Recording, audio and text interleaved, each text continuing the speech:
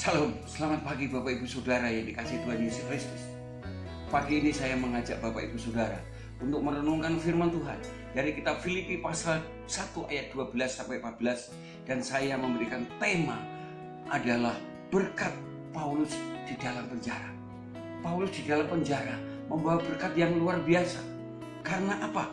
Karena justru Paulus di dalam penjara membuat Injil bertambah maju. Itu yang pertama.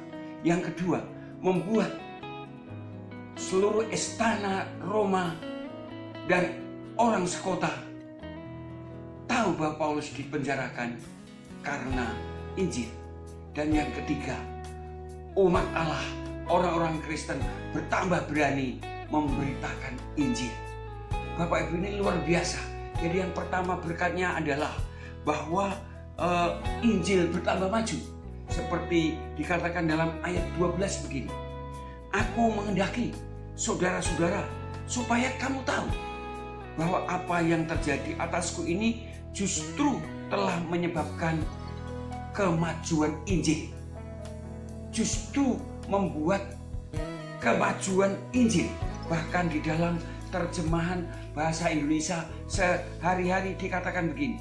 Saya mau kalian orang-orang Filipi mengetahui bahwa hal-hal yang telah terjadi pada saya justru menyebabkan lebih banyak orang mendengar dan percaya akan kabar baik itu. Bukan hanya kemajuan Injil, tapi banyak orang mendengar dan percaya akan kabar Injil itu. Dan yang kedua, karena seluruh istana dan orang lain tahu bahwa Paulus dipenjarakan karena Injil. Seperti dikatakan dalam ayat 13. Sehingga telah jelas bagi seluruh istana dan semua orang lain bahwa aku dipenjarakan karena Kristus. Di dalam terjemahan bahasa sehari-hari bahkan lebih lagi dikatakan begini. Akibatnya semua pengawal istana dan orang-orang lain di kota ini tahu bahwa saya dipenjarakan karena saya melayani Kristus. Bukannya semua istana dan orang lain, tapi bahkan dikatakan semua pengawal istana dan orang lain di kota ini, yaitu kota Roma, mendengar bahwa Paulus dipenjarakan karena Injil. Saudara yang dikasihi Tuhan, mengapa demikian? Karena pada waktu Paulus dipenjara dalam tahanan rumah yang dikontrak sendiri, itu dikawal oleh seorang penjaga tentara, dikawal tentara.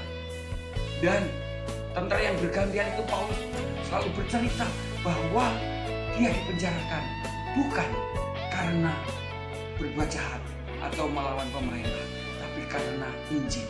Dan pasti Paulus juga bersaksi. Maka dikatakan semua pengawal itu semua pengawal mengerti bahwa dia dipenjarakan karena Injil. Dan rupanya pengawal itu cerita kepada orang-orang istana dan cerita kepada keluarganya, sampai orang kota juga mengerti mendengar bahwa Paulus dipenjara karena Injil. Dan yang ketiga, dikatakan di dalam ayat yang ke-14, dan kebanyakan saudara dalam Tuhan telah beroleh kepercayaan karena pemenjaraanku untuk bertambah berani berkata-kata tentang firman Allah dengan tidak takut. Tambah berani, orang-orang Kristen tambah berani berbicara tentang Injil tanpa takut. Mengapa? Karena 3 hari Paulus dalam penjara, dia mengundang tokoh-tokoh Yahudi.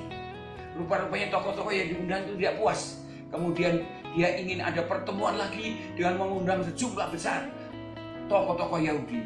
Dan itu terjadi.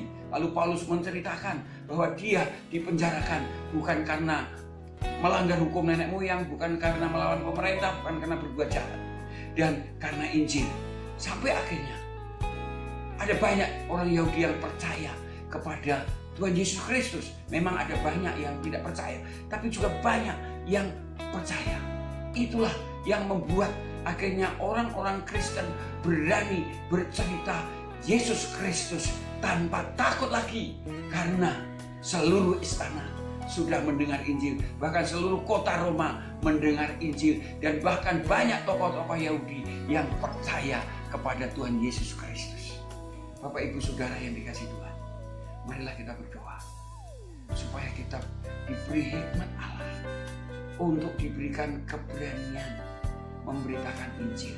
Jangan sampai kita yang tidak dipenjara ini malah Injil terpenjara dalam hidup kita. Kiranya firman Tuhan memberkati kita sekalian.